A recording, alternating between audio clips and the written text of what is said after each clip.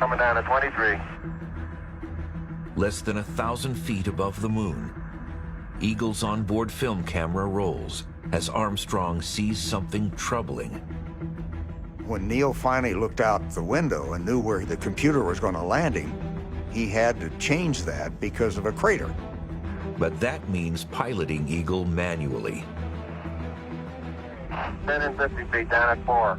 He overflew that crater to find another landing point, but in doing so, of course, used up more fuel. 300 feet down 3.5. 47 forward.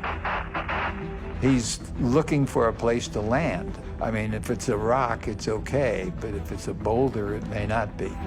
50 down at 2.5. 19 forward. We had to be careful with the fuel. There's a limited amount of it on board. Charlie Duke starts counting down to a low fuel abort call. 60 seconds. Buzz's focus was inside, looking at the pressures, the temperatures. 6.5 down. 5.5 down. 9 forward. He was calling height above the surface and his descent rate. 100 feet, 3.5 down. So Neil didn't have to take his attention and look at a gauge. 75 feet. Started looking good. Down a half. 6 forward. It's like a song and dance. They were working together to get the thing on the ground. Down 2.5. Buzz would make these calls about every 10 or 15 seconds. Forward. Forward. And between two calls, he slipped in something. 40 feet down 2.5. Picking up some dust. Picking up some dust. It still sends chills up my back. Ooh, we're there. We're gonna do this. 30 feet, 2.5 down. Around the world, viewers follow the action through TV animations. I was watching TV. Walter Cronkite was the anchorman. And I started yelling, "Go, Neil, go, Neil, go, Neil," like that. Drift into the right level. 30 seconds.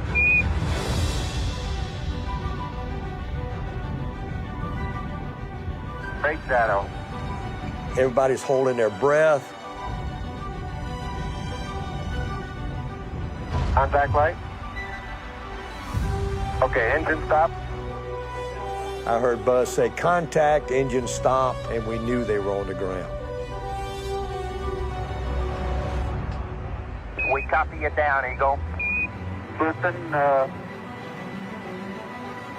Tranquility Base here. The Eagle has landed.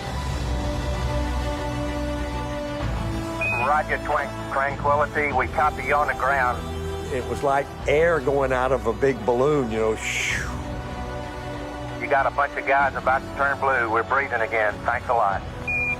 It's just a great sigh of relief, and our hearts are pounding. Neil is just as calm as he can be. Thank you. He finally made it. I jumped up and down and I started to cry.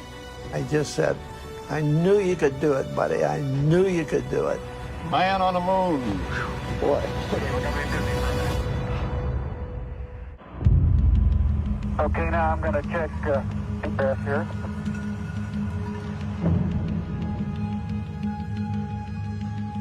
Moments after touchdown, Buzz Aldrin positions the onboard 16mm camera to record Neil Armstrong's descent.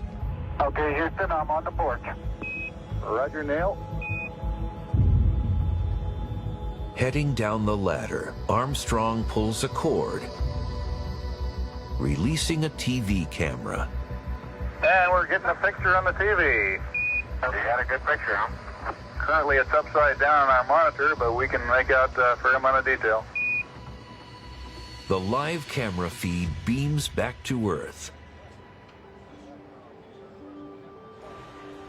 giving over 500 million people their first look at the moon's surface. It was so wonderful to see Neil Armstrong step out. Okay, Neil, we can see you coming down the ladder now. Seeing coverage around the world, how many people cared, and how unifying it was, it made me a very proud American. I'm at the foot of the ladder. I watched Neil come down the ladder on the same screen that the people in Mission Control watched. They were all very focused with what was going on. The surface appears to be very fine-grained as you get close to it. It's almost like a powder. Neil moves down the pad. I'm going to step off the limb now. This was the moment it was going to happen.